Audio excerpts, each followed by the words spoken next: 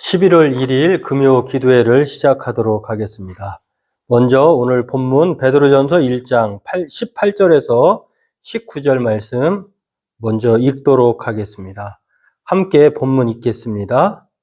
너희가 알거니와 너희 조상이 물려준 헛된 행실에서 대속함을 받은 것은 은이나 금같이 없어질 것으로 된 것이 아니요 오직 흠없고 점없는 어린 양 같은 그리스도의 보배로운 피로 된 것이니라. 네, 오늘은 구원의 언어의 또 다른 이 구속이라고 하는 시장의 언어, 자유에서 속박에서 해방이라고 하는 뜻을 가진 이 구속, 시장의 언어에 대해서 본문을 통해 함께 은혜 나누고 기도하는 시간을 갖도록 하겠습니다. 지금까지 우리가 구원하면은 뭐 하나로만 생각을 해 오고 있었는데요. 그게 칭의라고 하는 법정 용어로서 의롭다함을 받았다라고 하는 것에만 우리가 생각을 집중적으로 생각해 왔는데, 빅터 쿨리진이라고 하는 이 저자는요, 이 책을 통해서 이 구원의 언어가 하나만이 아니라 13가지나 된다, 이렇게 다면적인 구원에 대해서 이 책을 통해서 우리에게 말해주고 있습니다. 또 이 언어를 성경에서 살펴보면은요, 이 구원이라고 하는 의미가 담고 있는 그 폭과 넓이가 대단히 넓고 또 깊다라고 하는 것, 또 그것을 통틀어서 다 생각해 보면 구원의 의미를 더 풍성하게 또 등한히 하지 않고 우리가 더 소중하게 생각하게 될 수 있음을 알게 됩니다. 오늘은 이렇게 순서에 따라서 네 번째, 구원의 다른 언어, 또 다른 언어, 이 구속이라고 하는 단어가 바로 시장의 언어에서 나온 것이라고 하는데, 이것에 대해서 살펴보고 함께 기도하기를 원합니다.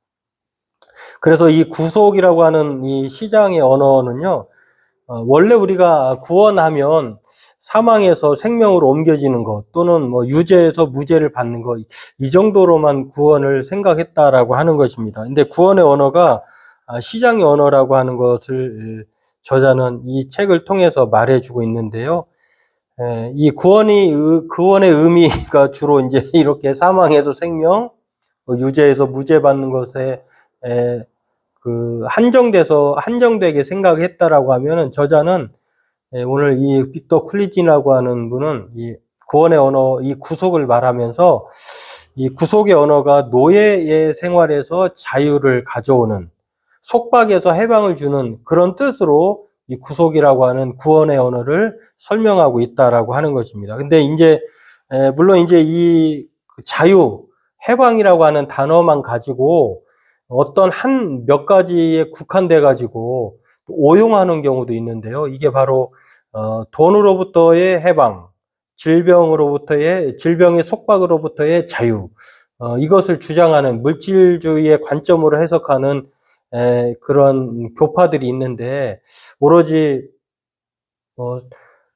잘 된다라고 하는 것, 기복적이라고 하는 것, 이런 주장하는 것들은 이제 구속이라고 하는 단어를 매우 한정해서 그렇게 제한해서 오용하고 해석하는 것이다라고 이렇게 볼 수가 있습니다.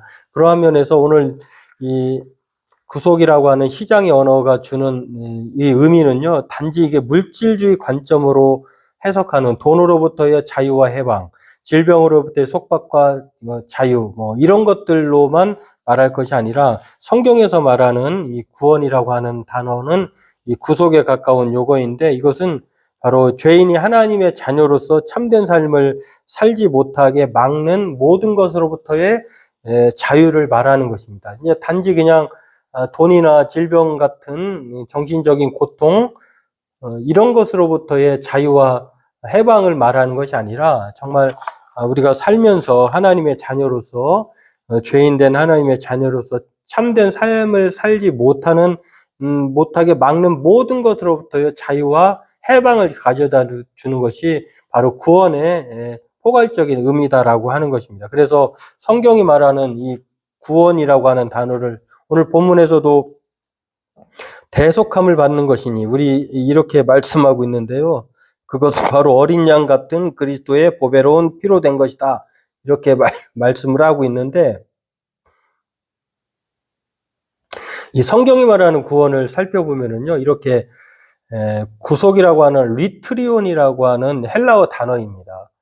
밑에 부분에 구속이라고 하는 단데, 이거는 이 뜻을 보면은 풀어주다 이런 뜻을 가졌어요. 리트리온이라고 하는 뜻이 바로 이게 구속, 오늘 본문 베드로전서 1장 18절에 대속함을 받은 것이다라고 하는 말을, 그러면 무엇으로 대속함을 받았느냐?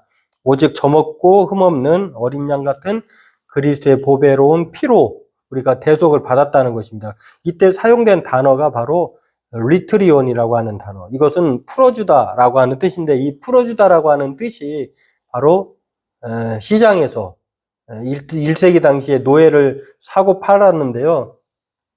값을 주고 시장에서 노예를 사가지고 이제 자유를 주는 것이죠. 이제 전쟁의 포로로 끌려와가지고 이제 노예가 되었는데, 그 노예를 어떤 사람이 그 노예의 값을 자신이 지불하고 자유를 허락한 것이죠. 이제 이것을 시장의 언어로 구속이라고 하는 말로 표현할 수 있다라고 하는 것입니다. 그렇다고 하면 우리 1세기 당시의 노예는 잠깐 생각해 보면요.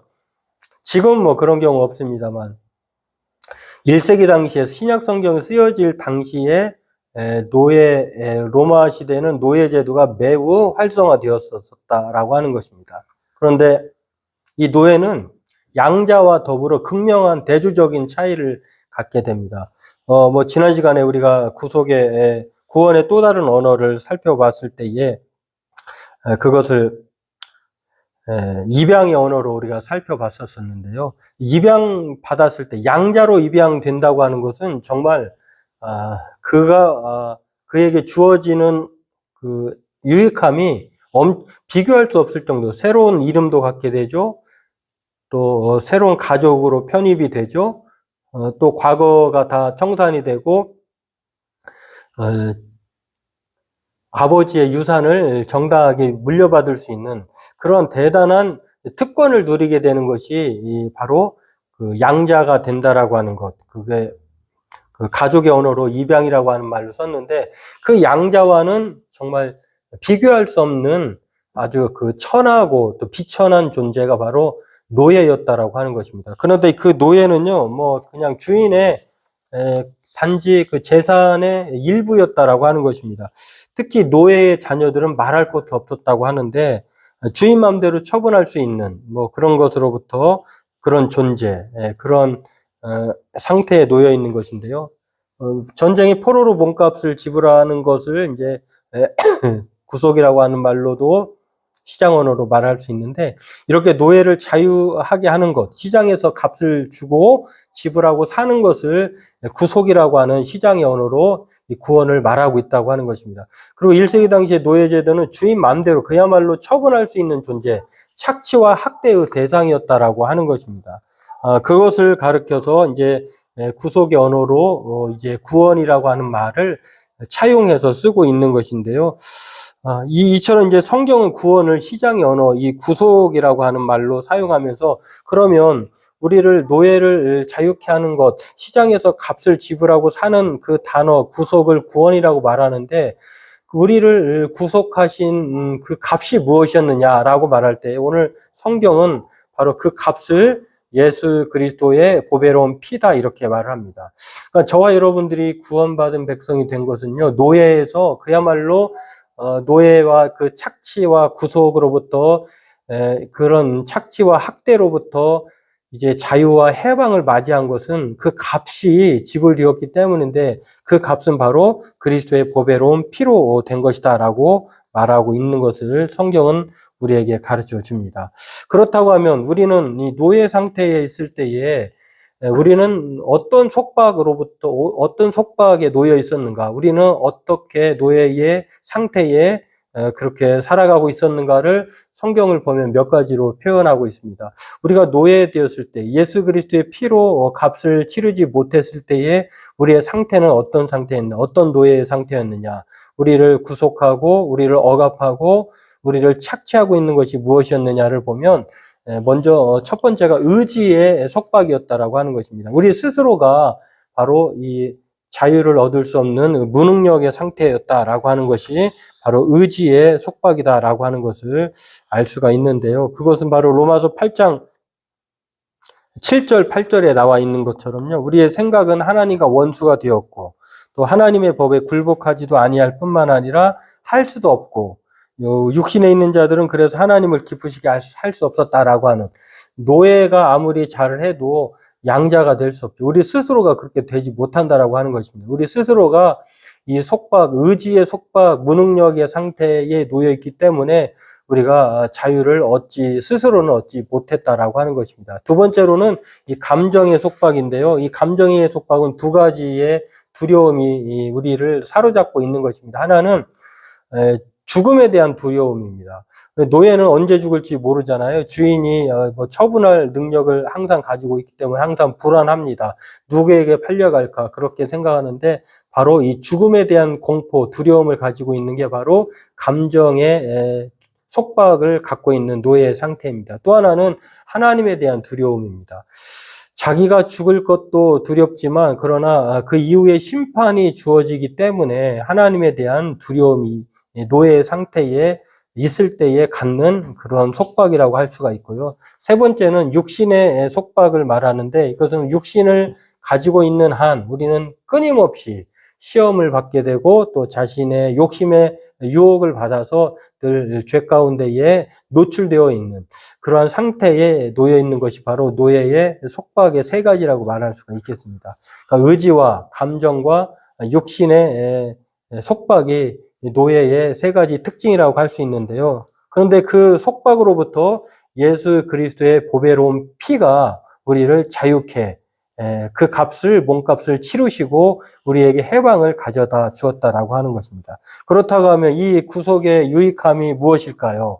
우리가 이렇게 노예에 의해서 해방되었는데 그 예수 그리스도의 대속으로 말미암아 피값을 지불하고 그 생명으로 우리가 살아나게 되었고 이제 노예에서 자유가 주어졌는데 이런 우리들에게 유익이 무엇이었을까를 보면은요, 그건 바로 구속에는 이 구속된 사람과 또 그 사람을 구속하기 위해 치른 값이 바로 성경에 그리스도의 피라고 말을 했잖아요.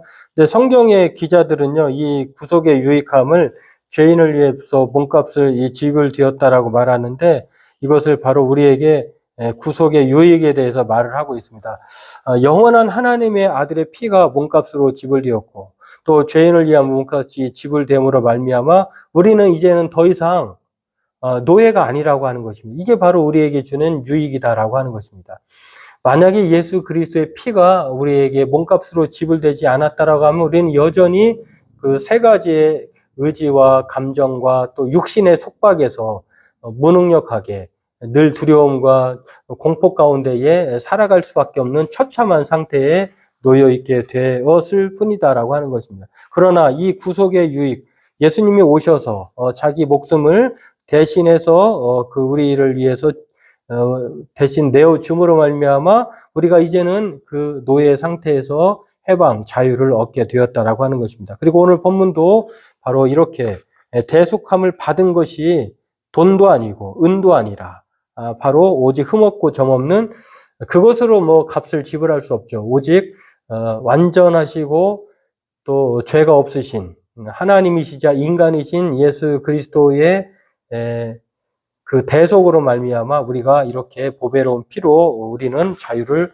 얻게 되었다라고 하는 것입니다. 그렇다고 하면 우리는 이 구속으로 말미암아 이제 하나님의 거룩한 자유를 누리게 된 사람들이 되었는데 왜 그러면 우리를 하나님이 우리를 구속하셨을까? 왜 우리를 구원하셨을까? 그 이유가 있는 것이겠죠. 오늘 성경은 이 구속의 목적에 대해서 디도서 2장 14절과 또 고린도전서 6장 19절 20절에 두 가지로 말을 합니다. 디도서 2장 14절에는요. 선한 일에 열심하는 자기 백성이 되게 하시기 위해서 우리를 총량하셨다 이렇게 말씀합니다. 우리를 그냥 내 멋대로 건져내서 자기 생각대로 자기 갈 길 가듯이 그렇게 자기 욕심에 따라 살라고 우리를 구원해 내신 것이 아니라 정말 구원해 내신 그분의 피를 생각하면서 우리가 정말 선한 일에, 선한 일이라고 하는 것은 예수 그리스도가 우리를 위해서 자신의 목숨을 내어주신 것처럼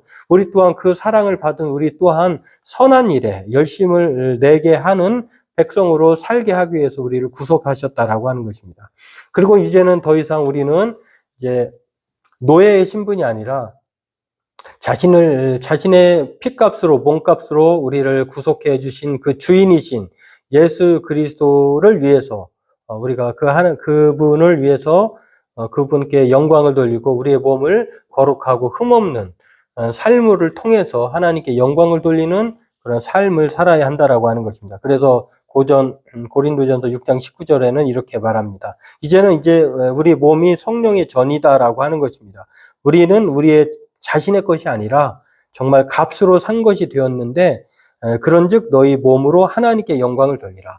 우리를 대신해서 몸값을 치러주신 그 주인이신 하나님, 그 예수 그리스도를 위해서 우리의 몸을, 우리의 삶을, 우리의 전 인생을 하나님께 영광을 돌리는 몸으로, 삶으로 살아야 한다라고 하는 것입니다. 그렇습니다. 오늘 저와 여러분들에게 이 구속이라고 하는 이 시장 언어가 주는 것은요, 정말 우리는 값으로 사신 바 되었, 값이 지불되지 않았다고 하면 우리는 처참한 노예의 상태에 놓여졌을 것인데, 그리고 우리는 하루하루 죽음의 공포, 또 심판에 대한 두려움, 또 자신의 처지에 대한 비관으로 하루하루가 지옥 같은 삶이었을 것입니다. 그러나 예수 그리스도의 보배로운 피로 우리가 그 값이 치러지게 되어서 이제는 정말 비교할 수 없는 노예에서 또 하나님의 자유자가 된 것이다라고 하는 것입니다. 그렇다고 하면 오늘 저와 여러분들이 값으로 사신받은 그 몸으로 그 삶이 이제 되었는데 우리는 구속의 목적에 따라서 정말 선한 일에 열심을 내는 하나님의 백성으로 살아야 할 뿐만 아니라 하나님이 기뻐하시는 우리 몸을 하나님께 영광을 돌리는 데에 쓰여져야 한다라고 하는 것입니다.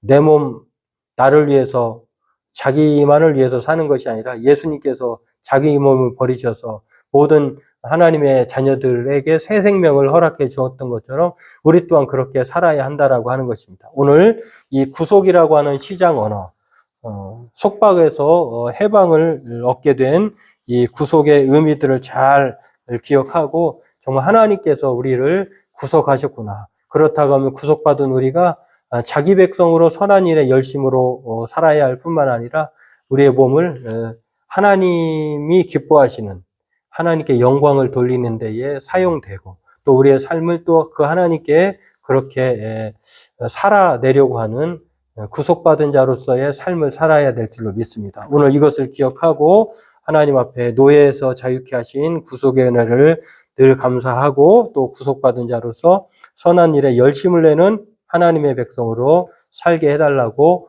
오늘 말씀을 생각하면서 구원의 시장의 언어, 구속의 의미들을 생각하고 하면서 오늘 그 말씀들을 기억함으로 함께 각자 기도하는 저와 여러분 되기를 바라겠습니다. 이 구원의 또 다른 언어, 구속, 시장의 언어, 하나님 앞에 속박에서 해방된 이 의미들을 생각하면서 우리 각자 기도하도록 하겠습니다.